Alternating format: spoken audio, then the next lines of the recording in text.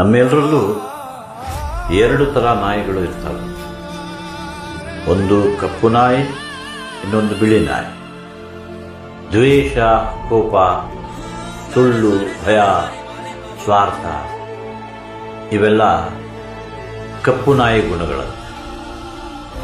ಪ್ರೀತಿ, ಅನುಕಂಪ, ಶಾಂತಿ, ಸತ್ಯ, ನಿಸ್ವಾರ್ಥ ಇವೆಲ್ಲ ಬಿಳಿ ನಾಯಿ ಗುಣಗಳು.